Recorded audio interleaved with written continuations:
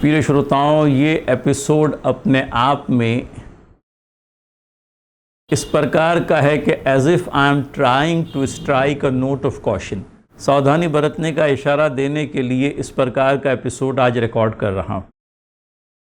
हमारे यहाँ ये देखा गया है कि कभी कभी प्रतिवादी को, आपके प्रतिस्पर्धी को समन्स की तामील होने के बावजूद भी वो कोर्ट में हाजिर नहीं होता आपके दावे का विरोध करने के लिए, और आप कहीं ये समझ बैठते हैं कि चूंकि मेरा प्रतिस्पर्धी कोर्ट में आया ही नहीं है, इसके लिए मुझे आसानी से कोर्ट की डिक्री या हुक्मनामा मिल जाएगा। And you try to be lakhs.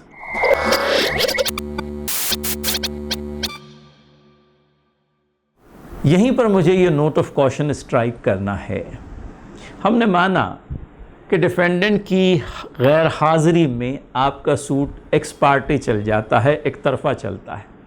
यानी ये है कि जो कुछ सुनाना है आपने ही कोर्ट को सुनाना है, जो कोई पुरावे सादर करने हैं, एविडेंसेस कोर्ट के सामने लाने हैं, आपने ही लाने हैं।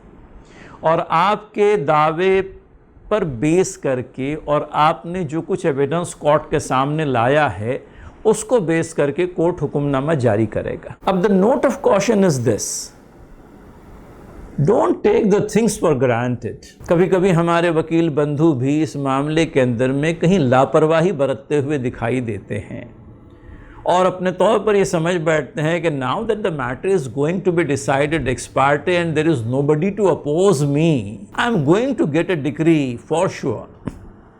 लेकिन ये हमारी भूल है। आप देखिए, कायदे में ये ज़रूर प्रोविज़न किया गया है कि आपके वादपत्र के कथनों के अनुसार कोर्ट हुक्मनामा जारी कर दे अगर कोर्ट ऐसा करना मुनासिब समझता है, अगर कोर्ट को ऐसा करना उपयुक्त लगता है, संयुक्तिक लगता है। But then there is nothing which takes away the jurisdiction of the court even in such circumstances where defendant is absent to call upon the plaintiff to prove his case. ऐसा कोई आवश्यक नहीं है कि मेरे प्रतिस्पर्धी की गैर हाजिरी की बिना पर मुझे एक प्रकार का केक वॉक मिल जाएगा। ऐसा नहीं होता। आप देखिए, कायदे का बंधन कोर्ट को लागू है। आपने अपने वादपत्र में जो बात लिख करके निकाली है उस पर हमारा विश्वास बैठे तो कैसे बैठे। और कहीं हमारे सामने ये बात भी तो हो सकती है कि आपका प्रतिस्पर्धी जिसके खिलाफ आपने दावा लगाया है, हो सकता है किसी कारण से कोर्ट में हाजिर नहीं हुआ हो, तो उसके इंटरेस्ट को प्रोटेक्ट करने की जवाबदारी भी तो कोर्ट पर पड़ती है। आपने अगर समझ लीजिए झूठा मोटा सा कोई दावा लगा दिया है, तो क्या सिर्फ आपकी सुनकर के हम आपके दावे का फैसला कर दें? नहीं, आपके वादपत्र को टटोला जाएगा, देखा जाएगा, उसको परखा जाएगा। और कोर्ट ये भी आपसे चाहेगा कि आपके वादपत्र के उपलक्ष्य में जो भी पुरावे आपके पास में हैं, ज़ुबानी पुरावे, मौखिक रूप का पुरावा या फिर कागजोपत्री पुरावा, डॉक्यूमेंट्री एविडेंस, दस्तावेज़ के माध्यम से आप अपनी केस साबित कीजिए। अगर किसी प्रॉपर्टी के मालिकाना हक के उपलक्ष्य में आपने दावा लगाया है तो प्रॉपर्टी के आप मालिक हैं ये बतलाने वाला कोर्ट के सामने दस्तावेज़ लाइए।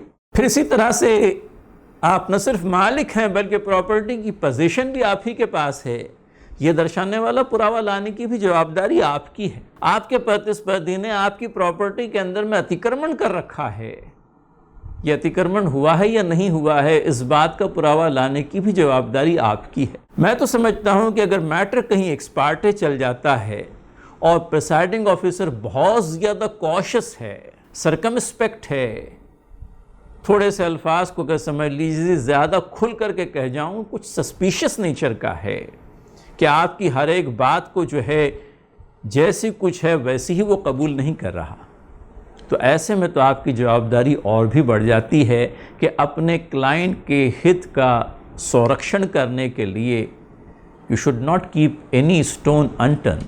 आप इस मामले को चलाइए एज इफ ये एक्स पार्टे नहीं है बल्कि बाई पार्टे है, ताकि कल को अगर एक्स पार्टे डिक्री हो भी जाती है और अपीलेट कोर्ट में चैलेंज की जाती है या उसी कोर्ट के अंदर में एप्लीकेशन लगाया जाता है कि being an x Partey decree it may be set aside, कहीं ऐसा दिखाई नहीं पड़े कि बस मांगने के लिए आपने डिक्री मांग ली और देने के लिए कोर्ट ने डिक्री दे दी, बल्कि आपके एफर्ट्स ये दर्शाते हों कि बावजूद इसके कि दावा एक्स पार्टे था, आपने अपने दावे को सिद्ध करने में कोई कसर उठा नहीं रखी। तो इस बात का ध्यान रखिए, don't take the things lightly even when the suit is to be decided ex Partey.